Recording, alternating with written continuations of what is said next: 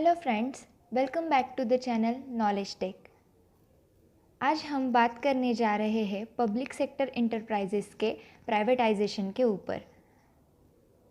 Friends, I don't know how much you are familiar with the public sector undertakings और public sector enterprises. तो मैं आपको short में बताना चाहूँगी कि व्हाट इज़ पीएसयू।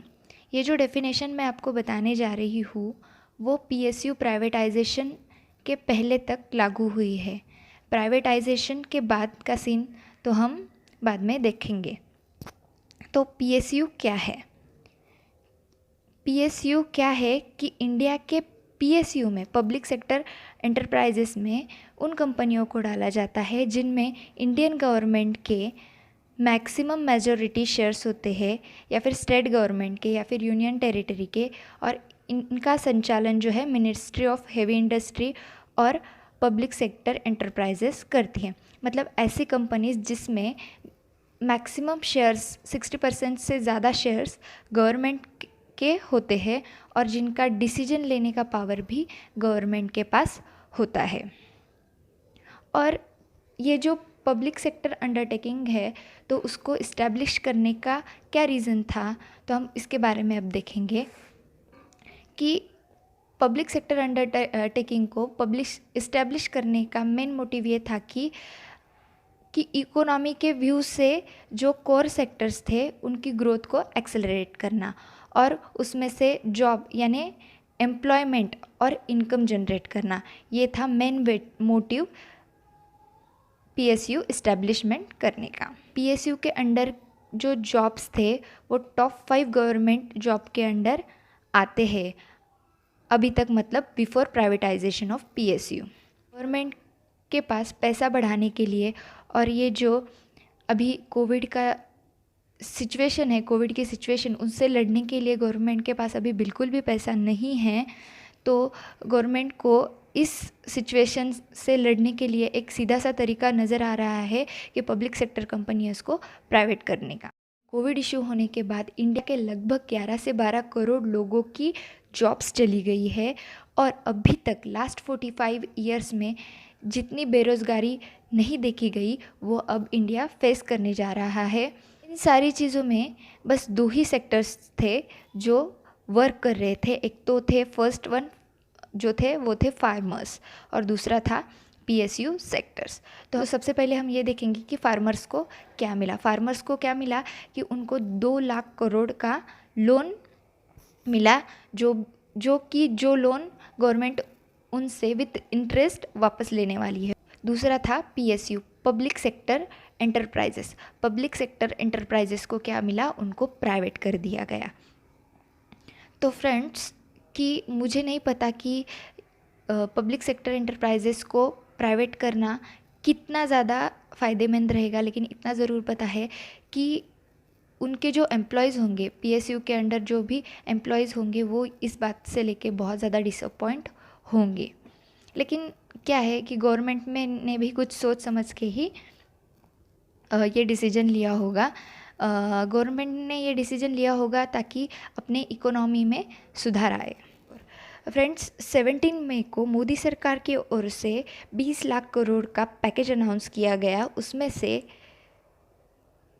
से 2 लाख करोड़ तो फार्मर्स को लोन के लिए दे दिए गए। और जो ये पैकेज अनाउंस हुआ उसके डे 5 में अपने फाइनेंस मिनिस्टर निर्मला सीतारमन ने क्या कहा, चलिए अब सुनते हैं। This one relates to a major step in that we would like to announce a public sector enterprise policy.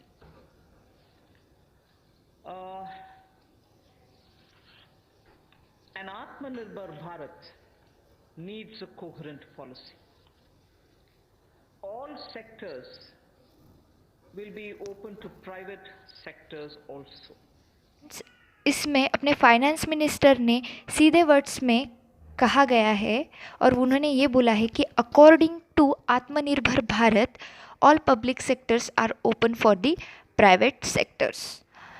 और नेक्स्ट, फाइनेंस मिनिस्टर ने स्ट्रैटेजिक और नॉन स्ट्रैटेजिक पॉलिसी के बारे में क्या कहा है। Government of India will announce a new policy which will broadly categorize strategic sectors and the others. And the strategic sectors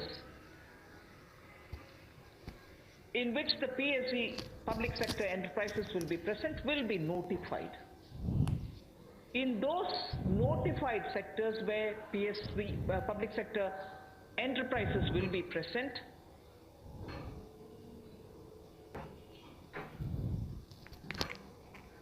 at least one public sector enterprise will be present in those sectors which get notified as where you'll find the public sector enterprises. At least one public sector enterprise will be present, whilst private will also be allowed to play their role in it. तो friends, सबसे पहले ये देखते हैं कि strategic PSU क्या है। According to government, strategic sector enterprises क्या है कि जिसमें एटलीस्ट वन पीएसयू प्रेजेंट होगा, ज़्यादा से ज़्यादा 4 हो सकते हैं, और जिसमें private sector players can also participate.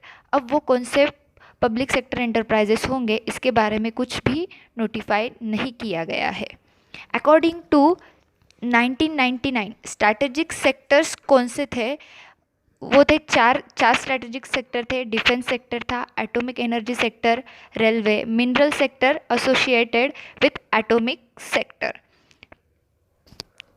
तो हम इसको देखेंगे कि जो डिफेंस पीएसयू है उसके अंडर कौन से कंपनीज आती है। तो उसके अंदर है HAL Hindustan aeronautic limited, BEL Bharat electronics limited, BDL Bharat dynamic limited, BEML Bharat earth mover limited, उसके बाद मधानी है, MDL है, CSL है, और next atomic PSU and mineral PSU दोनों को कंबाइन करके चार कंपनी है।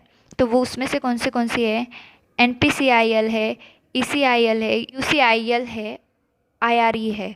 और रेलवे PSU के अंडर कौन से कंपनीज थे? राइट्स थे, aircon, IRFC, कॉनकार, KRCL, ARCTC, RailTel, MRVNL, RVNL, DFCCIL, ये सारी कंपनीज जो है वो स्ट्रैटेजिक PSU के अंडर आती हैं। नॉन स्ट्रैटेजिक सेक्टर के लिए गवर्नमेंट ने ये बोला है कि all non strategic public sector enterprises are totally available for private sector. तो फ्रेंड्स, ये तो हो गया कि गवर्नमेंट ने पब्लिक सेक्टर एंटरप्राइजेस को प्राइवेट कर दिया है, नॉन स्ट्रैटेजिक एंटरप्राइजेस को totally open for the private sector कर दिया है, और जो स्ट्रैटेजिक सेक्टर है उनको भी कई हद तक प्राइवेट किया गया है। लेकिन अभी हम ये देखेंगे कि उसका इफ़ेक्ट क्या होने वाला है। तो फ्रेंड्स, देखते हैं कि effect of privatisation of public sector enterprises क्या होगा। तो सबसे पहला इफ़ेक्ट ये होगा कि no fixed confirmation of job. Friends, हम सबको प्राइवेट कंपनियों के हाल पता है, जो अपने एम्प्लॉय को कभी भी वर्क से निकाल सकते हैं। इस कोविड सिचुएशन में भी देखिए 11 से 12 करोड़ एम्प्लॉयज़ की जॉब जा चुकी है। तो फर्स्ट इफ़ेक्ट ये होगा कि आपकी जॉब का कोई भी कन्फर्मेशन नहीं होगा कि आपके पास आपकी जॉब कब तक रहेगी। Second effect on economy. Effect on economy क्या हो सकता है कि अभी गवर्नमेंट के पास पैसा नहीं है, तो वो पब्लिक सेक्टर एंटरप्राइजेस को प्राइवेट सेक्टर के लिए ओपन कर रही है। तो इसका रीज़न ये हो सकता है कि वो अपनी इकोनॉमी को सुधारने के लिए ये कर रही है। कि बोला जा रहा है कि कोविड इशू ख़त्म होने के बाद इंडिया की इकोनॉमी लगभग 20 to 30 ईयर्स पीछे जा सकती है। तो ये गैप रिड्यूस करने के लिए पब्लिक सेक्टर एंटरप्राइजेस को उन्होंने प्राइवेटाइज्ड कर दिया है। और ये जो प्राइवेटाइजेशन होगा तो ये अपनी इकोनॉमी सुधारने के लिए, अपने देश की इकोनॉमी सुधारने के लिए मेन रोल प्ले करने वाली है। तो थर्ड हम ये देखते हैं कि थर्ड इफ़ेक्ट क्या हो सकता है। तो इफ़ेक्ट ऑन द स्टूडेंट। तो हमने पहले भी देखा है कि जो PSU है वो एक टॉप मोस्ट गवर्नमेंट जॉब थी। तो निजी तौर पर क्या हुआ है कि स्टूडेंट डिसअपॉइंट हो गए हैं, क्योंकि जिनका सपना था PSU में जॉब करने का वो अभी PSU प्राइवेटाइजेशन होने के बाद वो सपना उनका सपना ही रहने वाला है। ये थी PSU प्राइवेटाइजेशन के ऊपर की सारी बातें। इसके अलावा आपको कुछ भी क्वेश्चन होंगे तो आप हमें कमेंट करके बोल सकते हैं, और अगर आपको ये वीडियो अच्छा लगा तो लाइक ज़रूर कीजिएगा, और इसके जैसे और वीडियोस देखने के लिए इस चैनल को सब्सक्राइब कीजिएगा। Stay home, stay safe. Thank you for watching this video.